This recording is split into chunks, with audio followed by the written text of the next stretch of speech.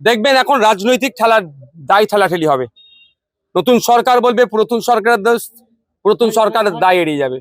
কিন্তু কথা হচ্ছে সরকার পরিবর্তন হয়, জনপতি পরিবর্তন হয়, আমলা তো আর অ্যাডমিনিস্ট্রেশন তো পরিবর্তন হয় না।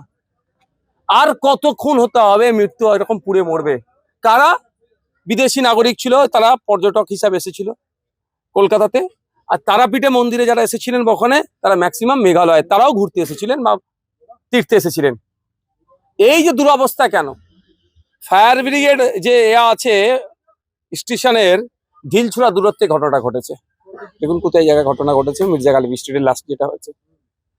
এর দায়ভার তো প্রশাসনকে অর্থাৎ অ্যাডমিনিস্ট্রেশনকে নিতে হবে।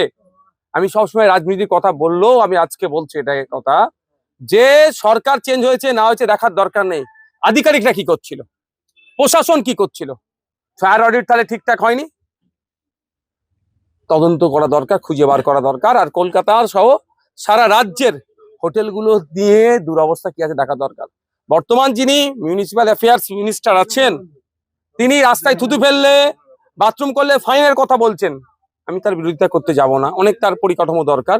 কিন্তু এই চার মাসে কটা হোটেলে ফায়ারের লাইন ঠিক ছিল না, ইলেকট্রিক লাইন ঠিক ছিল না, বা সিস্টেম মেনে চলছে না, কটা তদন্ত করা হয়েছে, কটার বিরুদ্ধে অ্যাকশন নিয়েছে, এটা আমি তাকে জানতে চাই। ঘটনার সময় হলে হই হই হবে, দুটো কঠিন কঠিন কথা বলবে, অমুক সরকারের দোষ তমুক সরকারের দোষ। ভাই সরকারে কে ছিল সেটা বড় কথা নাই, একবারও কেন বলছি না আমরা আধিকারিকরাও কি করছিল। আমরা যেমন লেজিসলেচার আমরা যেমন আমাদের একটা দায়িত্ব থাকে যায়, অবশ্যই যখন মিনিস্টার হয়ে একটা দায়িত্ব থেকে যায়, আধিকারিকদের একটা দায়িত্ব থাকে। তো এবার আমাদেরকে প্রশ্ন তুলতে হবে, যেমন জনপ্রতিনিধি নিয়ে আমরা প্রশ্ন তুলি, আধিকারিকদেরকে নিয়ে প্রশ্ন করতে হবে যে আপনারা কি করছিলেন। আপনাদের ফায়ার অডিট করা দরকার, আপনাদের ফিল্ড ভিজিট করা দরকার। কটা ফিল্ড ভিজিট হয়েছে, কেন যায়নি, সেগুলো খুঁজে বার করতে হবে। শাস্তি দিতে পারলেই এগুলো বন্ধ হবে, না হলে এই চলতে থাকবে। সাধারণ মানুষ এই আগুনে পুড়ে মরবে। 2-4 দিন বাজার গরম হবে, মিডিয়া টিআরপি পাবে, আমাকে ভালো বলবে, যার তার ছবিটা একটু বেশি দেখাবে, যার গেল তার গেল। আমি 2025 সালের লাস্ট ডেটা বলছি। ফরেনার্সদের, বিদেশি নাগরিকদের আফটার মহারাষ্ট্র, ওয়েস্ট বেঙ্গলকে তারা ডেস্টিনেশন হিসাবে অর্থাৎ পর্যটন কেন্দ্র মানে এলাকা হিসাবে তারা চুজ করছে। যদি এইভাবে মারা যায় বিদেশি নাগরিক বলুন আর ভিন্ন রাজ্যের নাগরিক বলুন ঘুরতে এসে, তাহলে আমাদের পশ্চিমবাংলার পর্যটন শিল্প তো ধ্বংস হবে। একটা বড় ইন্ডাস্ট্রি, এটা তো ক্ষতি হয়ে যাবে। এটা সরকারের অবশ্যই দেখা দরকার এগুলোকে সুস্থভাবে পরিচালনা করা। দায় কার ঘাড়ে চাপাচ্ছে না চাপাচ্ছেন মিনিস্টাররা, কাকে কি বলবেন অত আমি বিতর্কে যাব না।